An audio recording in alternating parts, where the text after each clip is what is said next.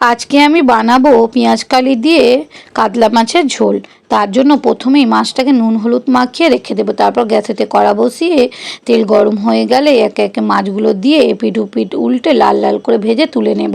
তারপর দিয়ে দেবো সেই তেলের মধ্যে আলুটাকেও লাল লাল করে ভেজে তুলে নিয়ে ওর মধ্যে ফোড়নে দেব কালো জিরে।